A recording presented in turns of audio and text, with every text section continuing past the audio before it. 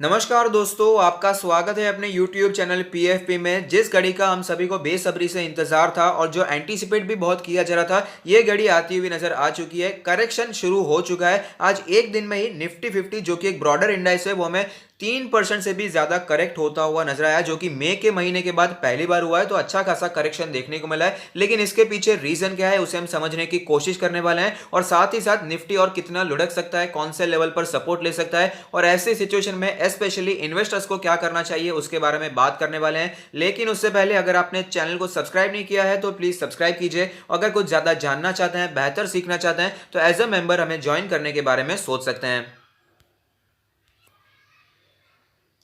Sensex हमें 2000 points crack होता हुआ नजर आया, और निफ्टी 50 जो कि आज 13,750 के आसपास ओपन हुआ था, वो आज हमें 13,150 के भी नीचे जाता हुआ नजर आया। तो कौन से है वो चार बड़े फैक्टर जिसने इस ब्लड बाथ को ट्रिगर किए हैं? तो सबसे पहला फैक्टर और सबसे ज्यादा खतरनाक फैक्टर ये है कि कोविड फियर्स के यहाँ पर रिन्यूएशन देखने को मिल रहा है, रिन्यूड कोविड फियर्स देखने को मिल रहा है। एक नया वेरिएंट आ चुका है नोवेल कोरोना वायरस का, जो कि आइडेंटिफाई हुआ है यूनाइटेड किंगडम में। इंग्लैंड के चीफ मेडिकल ऑफिसर ने कहा है, दिसंबर 19 को कहा है कि एक न्यू वेरिएंट देखने को मिला है जो कि कोविड 19 को फास्टर स्प्रेड कर सकता है। तो फिलहाल जो कोविड 19 का वेरिएंट चलता हुआ नजर है, उससे भी ज्यादा ये स्प्रेड हो सकता है। तो ऐसी अगर न्यूज आती है तो ऑफकोर्स मार्केट उस पर बिल्कुल भी पॉजिटिव रिएक्शन नहीं देगा। ये जो डर था जिसके कारण हमें मार्च का क्रैश देखने को मिला, यही हमें थोड़ा सा रिपीट होता हुआ नजर है। कोरोना वायरस का यहाँ पर नया वेरिएंट आ चुका है, तो ये बिल्कुल भी पॉजिटिव बात नहीं है, और मेन रीजन इसी के कारण हमें गिरावट देखने को मिली। और दूसरा जो रीजन कहें तो ये peak valuation, market already peak पर चल रही थी, तो प्रॉफिट बुकिंग तो आना ही था। मार्केट वैसे भी रीजन ढूंढ रही थी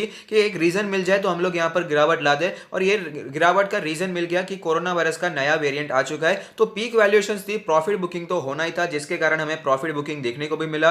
नेक्स्ट रीजन के बारे में बात करें तो ग्लोबल क्यूज भी हमें वीक दिखाई दे रहे थे। एशियन मार्केट्स में भी गिरावट देखने को मिल रही थी, क्योंकि यूके में आपको पता होगा कि लॉकडाउन फिर से एंटर होता नजर आता है। यहाँ पर लॉकडाउन री इम्पोज कर दिया है। तो ऑफकोर्स अगर एक कोई देश बंद हो जाता है, जैसे बिजनेस रिलेशन होते हैं कई देशों के, क्योंकि ग्लोबली आज हर एक देश एक दूसरे से कनेक्टेड हो चुका है, अगर कोई एक कंट्री भी बंद हो जाता है तो उससे कई ज्यादा डिस्ट्रप्शंस खड़े हो जाते हैं। तो ये भी एक पॉजिटिव बात नहीं थी। और कोरोना वायरस का नया स्ट्रेन आया, वो तो और भी ज्यादा नेगेटिव बात हमें दिखाई देती है। नेक्स्ट है टेक्निकल्स। टेक्निकल्स यहाँ पर बता रहे थे, एनालिस्ट यहाँ पर ऐसा बता रहे थे कि 13,850 से 13,900 का एक मेजर रेजिस्टेंस है निफ्टी का। अगर ये रेजिस्टेंस टूट नहीं पाता तो हमें यहाँ पर प्रॉफिट बुकिंग देखने को मिल सकती है, और ऐसा होता हुआ भी नजर आया। लेकिन ज्यादा घबराने की जरूरत नहीं है। यहाँ पर थोड़ा सा मूड लाइट करने के लिए एक मैं आपको बात बताना चाहूंगा। मेरे फ्रेंड ने मुझे कहा कि मार्केट में ये जो चार रीजन है, उसके अलावा एक और रीजन है जिसकी वजह से गिरावट देखने को मिल रही है, और वो रीजन है एंटनी वेस्ट का आईपीओ। जब मार्केट में पहली बार क्रैश आया था मार्च के समय, तब भी एंटनी वेस्ट का आईपीओ आया और मार्केट गिर गई, और फिलहाल भी ऐसा ही होता हुआ नजर आया है। तो ये तो एक जोक था, बस यहाँ पर हंसी मजाक होना चाहिए। जिंदगी में खुश रहना बहुत ही जरूरी होता है।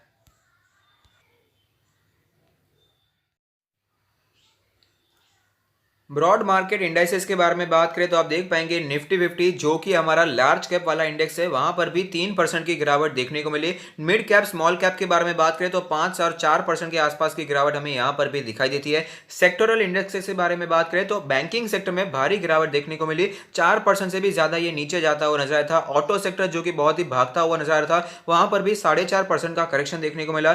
फाइनेंशियल सर्विसेज 3% नीचे गया। एफएमसीजी का सेक्टर जो कि कंपेरेटिवली सेफ माना जाता है, लेकिन यहां पर भी 2.5% की गिरावट हमें देखने को मिली। आईटी सेक्टर यहां पर बहुत ही कम गिरता हुआ नजर आया, 1.77% की गिरावट देखने को मिली। मीडिया के बारे में बात करें तो 6% की गिरावट थी। मेटल के बारे में बात करें तो ये जनरली ऐसा ही होता है, जहां पर बहुत ही ज्यादा रिस्क है मेटल सेक्टर में, इसलिए इसमें वॉलेटिलिटी भी ज्यादा रहती है। तो यहां पर 4.5% की गिरावट देखने को मिली। फार्मा सेक्टर भी 3.5% से ज्यादा गिरता हुआ नजर आया था। और पीएसयू बैंक जहां पर अच्छी न्यूज आ रही थी, जो कि बहुत ही ऊपर जाते हुए नजर आ रहे थे, लेकिन इतनी ज्यादा रैली आ चुकी थी, कई स्टॉक्स 30-50% हमें भागते हुए नजर आए थे, इसलिए यहां पर ज्यादा प्रॉफिट बुकिंग देखने को मिला, और 7% के आसपास की गिरावट भी देखने को मिली है। प्राइवेट बैंक के बारे में बात करें तो 4% की गिरावट है। रियल्टी सेक्टर ये भी बहुत रिस्की होता है, यहां पर भी हमें 5% के आसपास की गिरावट देखने को मिली।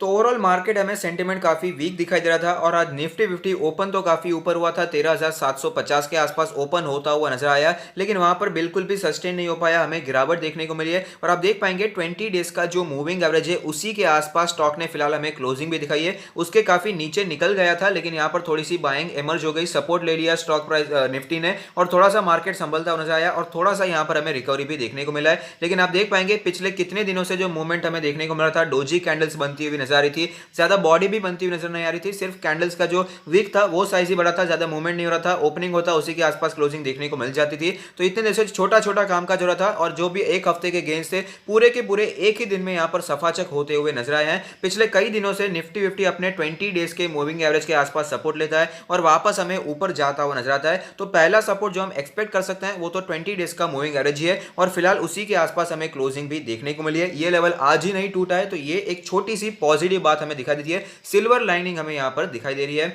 अगर बात करें आरएसआई के बारे में, तो ये मैं आपको कई समय से बता रहा था कि आरएसआई बहुत ही ज्यादा ओवर वैल्यूड होता हुआ नजर आता है, ओवरबॉट सिचुएशन में हमें जाता हुआ नजर आ रहा है। इसके बारे में हमने फिलहाल सैटरडे को ही बात की थी कि मार्केट बहुत ही ओवर वैल्यूड हो चुका है, आरएसआई का नंबर हाईली ओवरबॉट सिचुएशन में एंटर कर चुका है, 80 के भी ऊपर निकल चुका है। तो ये ऑफकोर्स एक पॉजिटिव सिग्नल नहीं है, यहां पर करेक्शन नीडेड है और आज ही करेक्शन देखने को मिल गया और आरएसआई बहुत ही वीक हो चुका है, बहुत ही गिरावट इसमें देखने को मिली, 54.62 का आरएसआई फिलहाल हमें देखने को मिल रहा है। अगर इस सिचुएशन को हम किसी और सिचुएशन के साथ कंपेयर करें तो ऐसी सेम सिचुएशन हमें पहले भी निफ्टी 50 में देखने को मिली है, अगस्त में सितंबर में ऐसी सेम सिचुएशन देखने को मिली थी। अब फिलहाल की कंडीशन एक बार देख लीजिए, आप देख पाएंगे फिलहाल छोटे छोटे स्टेप्स लेकर निफ्टी ऊपर जा रहा था और एक ही स्टेप में अच्छी खासी गिरावट देखने को मिली। ऐसा पहले भी हमें होता हुआ नजर आया, जब पहले छोटे छोटे स्टेप्स लेकर निफ्टी ऊपर जा रहा था और एक ही दिन में अच्छी खासी गिरावट हमें देखने को मिली थी और उसके बाद आगे आने वाले कुछ दिनों में हमें सिग्निफिकेंट करेक्शन देखने को मिला था, जो कि काफी ज्यादा नीडेड भी था। तो यहां पर एक इंपॉर्टेंट बात मैं आपको बताना चाहूंगा, जब वो सिग्निफिकेंट करेक्शन आया था उसके पहले भी निफ्टी 50 बहुत ही ज्यादा भाग चुका था, तो ये सिग्निफिकेंट करेक्शन 1000 पॉइंट के आसपास का करेक्शन था, जो कि बहुत ही नीडेड भी था और यहां पर अच्छे आपको स्टॉक्स भी मिल गए थे जहां पर हमने बाइंग की थी और उसके बाद आप देख पाएंगे काफी स्मूथ रैली हमें देखने को मिली। तो अगर यहां पर ऐसा सेम करेक्शन 1000 पॉइंट्स के आसपास का आ जाता है तो इसमें घबराने की जरूरत एक्चुअली नहीं है, ये बहुत ही ज्यादा अच्छा और हेल्दी करेक्शन माना जाएगा, क्योंकि अगर आपको अच्छी तेजी कंटिन्यू रखनी है तो थोड़ा सा करेक्शन भी जरूरी होता है। जैसे कि हमने देखा ये जो तेजी आई है उसके पहले एक हेल्दी करेक्शन देखने को मिला था, इसी का कारण ये हेल्दी तेजी हमें देखने को मिली। तो अगर यहां पर हमें गिरावट देखने को मिल जाती है तो एक हेल्दी करेक्शन होगा और बाइंग का एक अच्छा अपॉर्चुनिटी भी निकलता हुआ नजर आ सकता है। अब बात करें कौन से लेवल पर हमें निफ्टी सपोर्ट लेता हुआ नजर आ सकता है, तो फिलहाल तो 20 डेज का मूविंग एवरेज सपोर्ट ले चुका है, लेकिन अगर ये लेवल भी टूटता हुआ नजर आता है तो कौन सा लेवल इसके लिए सपोर्ट की तरह दिखाई देगा, तो जो 50 डेज का मूविंग एवरेज है 12,750 के आसपास बनकर आता है, तो ये एक अच्छा सपोर्ट बन सकता है। तो 12,500 से करके 12,750 का जो जोन है वो काफी स्ट्रॉन्ग सपोर्ट की तरह दिखाई देगा। उसका दूसरा भी रीजन है कि अगर आप ऑल टाइम चार्ट देखेंगे तो इसका जो पुराना ऑल टाइम आया था वो भी 12,500 के आसपास ही था, तो ये बहुत ही स्ट्रॉन्ग सपोर्ट की तरह हमें दिखाई देगा अगर हमें और भी गिरावट कंटिन्यू रहती हुई नजर आती है। तो ऐसी सिचुएशन में इन्वेस्टर्स को क्या करना चाहिए उसके बारे में हमने बात कर लेते हैं। तो यहाँ पर हमने ऑलरेडी कई बार बात की कि फिलहाल की सिचुएशन में रिटेल इन्वेस्टर जनरली बहुत ही ज़्यादा भावुक हो जाते हैं, मार्केट ऊपर जा रही है तो उसमें खरीदारी करते जाते हैं और कैश यहाँ पर खत्म हो जाता है। तो जब भी 500-1000 पॉइंट की गिरावट भी आती है तो वहाँ पर घबरा जाते हैं, उनके पास कैश नहीं होता और आज भी ऐसा ही हुआ। हमें यहाँ पर 500-1000 पॉइंट्स की गिरावट, 500-700 पॉइंट के आसपास की गिरावट थी, उसमें भी कई ज़्यादा अपॉर्चुनिटीज ऑलरेडी हमें दिखती हुई नजर आ रही है। तो ऐसी सिचुएशन में रिटेल निवेशक के पास कैश खत्म हो जाता है, ऐसा नहीं होना चाहिए। तो फिलहाल मैं आपको कई समय से बता रहा हूं कैश आपके पास रखिएगा, पार्शियली प्रॉफिट बुकिंग करते रहिएगा। तो यहां पर फिलहाल मौका हमें मिलने वाला है, फिलहाल गिरावट हमें दिखाई दे रही है। तो ऐसे में अगर और भी गिरावट होती है 300 पॉइंट और भी नीचे अगर निफ्टी हमें दिखाई देता है, 13,000 के आसपास का लेवल हमें दिखाई दे जाता है, तो ऐसी सिचुएशन में कई हमें स्टॉक्स मिलेंगे जहां पर हम बाइंग के बारे में सोच सकते हैं। और सपोर्ट के बारे में तो हमने ऑलरेडी चर्चा कर ली है, कौन सा लेवल हमें सपोर्ट की तरह दिखाई दे सकता है अगर गिरावट हमें कंटिन्यू रहती हुई नजर आती है। हालांकि आज हमें इतनी ज्यादा गिरावट देखने को मिली है तो ऐसे चांसेस हैं कि कल हमें थोड़ी सी शुरुआत में तेजी देखने को मिले। जब स्टॉक मार्केट ओपन होगा, निफ्टी जब ओपन होगा, तो ऐसे चांसेस हैं कि गैप अप ओपनिंग देखने को मिले या फिर थोड़ी सी पॉजिटिविटी देखने को मिले, क्योंकि जितना जोर से बॉल को पटकोगे उतना ही वो तेजी से ऊपर आता हुआ नजर आएगा। जो स्टॉक आज 10-15% करेक्ट हो चुके हैं वहां पर हमें 5-6% की तेजी भी दिखाई दे सकती है। तो ऐसी सिचुएशन में आपको थोड़ा सा संभल कर रहना चाहिए। कई बार ऐसा होता है कि कल के दिन 12 बजे तक तेजी रहेगी लेकिन उसके बाद गिरावट हमें होती हुई नजर आ सकती है। तो ऐसी सिचुएशन में स्टॉक को खरीद रहे हैं तो आप यहां पर लॉन्ग टर्म के लिए खरीदने के बारे में सोचिए, ट्रेडिंग के बारे में सोच रहे हैं तो तुरंत ही प्रॉफिट बुकिंग करके आपको निकल जाना चाहिए।